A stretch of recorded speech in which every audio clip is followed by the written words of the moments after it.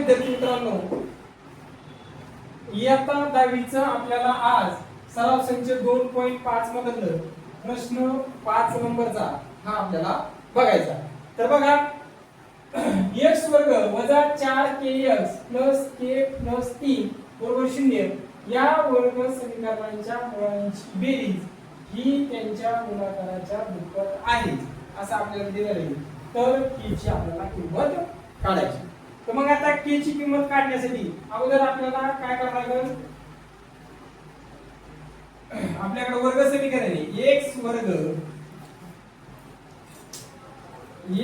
वर्ग वजा 4kx plus k plus 3 बरोबर 0 हे वर्ग समीकरण आहे. या वर्ग समीकरणाची तुलना आपल्याला ax वर्ग प्लस bx प्लस c बरोबर 0 शी करायची. ची तुलना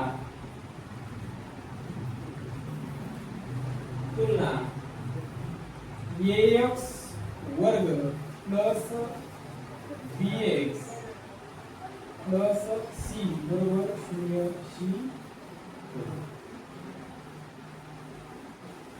मग x वर्ग वजा 4kx प्लस k प्लस 3 बरोबर 0 ची तुलना ax वर्ग प्लस bx प्लस c बरोबर 0 शी करायची. मग a बरोबर आपल्याकडे काही नाही म्हणजे काय आहे, 1 आहे. b बरोबर काय आहे आपल्याकडे वजा 4 आहे. वजा 4 नाही तर वजा 4k आहे. c बरोबर आपल्याकडे k c बरोबर k प्लस 3 आहे. आलं लक्षात? हा, abc च्या किमती आपण लिहून घेतल्या. आता या वर्ग समीकरणांच्या मुळांची बेरीज ही त्यांच्या गुणाकाराच्या दुप्पट आहे आपल्याला असं दिलेलं आहे. म्हणजे दिलेल्या अटीनुसार आपण अगोदर लिहून घेऊ. दिलेल्या अटीनुसार दिलेल्या दिलेली अट काय आपला वर्ग समीकरणांच्या मुळाची बेरीज काय दिलेलं आहे, वर्ग समीकरणांच्या मुळांची बेरीज. वर्ग समीकरणांच्या मुळांची बेरीज म्हणजे अल्फा प्लस बीटा. वर्ग समीकरणांच्या मुळांची बेरीज ही म्हणजे काय द्यायचं बरोबरचं चिन्ह. वर्ग समीकरणांच्या मुळांची बेरीज ही त्यांच्या गुणाकाराच्या दुप्पट आहे. त्यांच्या गुणाकाराच्या दुप्पट आहे म्हणजे त्या मुळांच्या गुणाकाराच्या दुप्पट आहे.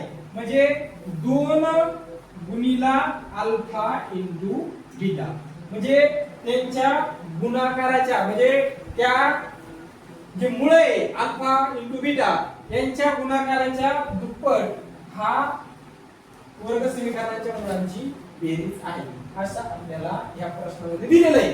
लक्षात? मग alpha plus beta, alpha plus beta म्हणजे आपल्याकडे सूत्र आहे वजा b छेद a वजा b छेद a आणि बरोबर 2 गुणिले अल्फा इंटू बीटा. मग अल्फा इंटू बीटाची किंमत काय आहे, c छेद a. काय आहे, c छेद a. लक्षात?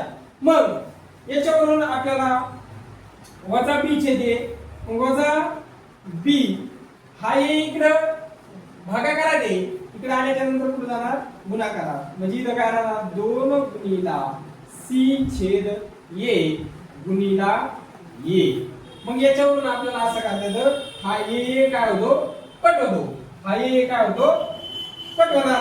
मग इथं काय राहणार वजा b बरोबर काय येणार 2c. वजा b बरोबर काय आहे 2c. मग वजा b बरोबर 2c. मग b ची किंमत किती आहे वजा 4k. चला द्या आता हे b हे सूत्रामधलं वजा आणि या b ची किंमत किती आहे वजा 4k बरोबर 2c. मग c ची किंमत काय आहे k प्लस 3 आहे.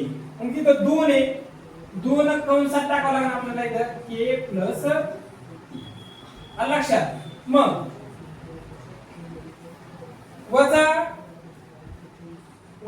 कंसात वजा हे वजा या सूत्राचं आणि b ची किंमत आहे वजा 4k बरोबर 2 हे 2 सूत्रातले आणि c ची किंमत आपल्याकडे k प्लस 3 आहे म्हणून आपण k प्लस 3 ठेवली.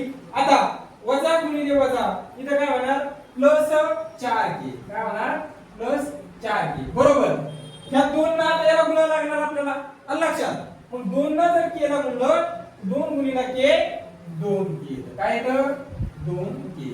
बर 2 न केला गुणला 2k आलं आणि ह्या 2 न परत ह्या 3 ला गुणला बेत्रिक 6 म्हणजे इथं काय येणार आहे प्लस 6. आलं लक्षात. बर मग आता इथं 4k इथं 2k मग k जवळ आला मग इथं 4k हे 2k इथं प्लस मध्ये इकडे आल्यावर काय होणार मायनस मध्ये मग 4k वजा 2k बरोबर 6. इथं झाले 6 हे 2k इकडे आणले मायनस झाले हे 4k इथं 4k मधून 2k गेल्याच्या नंतर इथं किती राहते 2k राहते. किती राहते 2k बरोबर 6. मग 2 हे k ला इथं गुणाकारात आहे इकडे गेल्याच्या नंतर भागाकारात जाईल मग म्हणून k बरोबर 6 भागिले 2. मग k बरोबर 2 च्या पाड्यात 6 किती नंबर येते 3 म्हणून इथं बेत्रिक 6 म्हणून k ची किंमत किती निघणार आहे 3 निघणार आहे. आणि आपल्याला k ची किंमत काढा असा आपल्याकडे प्रश्न होता आणि आपल्याकडे k ची किंमत निघाली 3. आलं लक्षात विद्यार्थी मित्रांनो. तर ठीक आहे इथं थांबवा.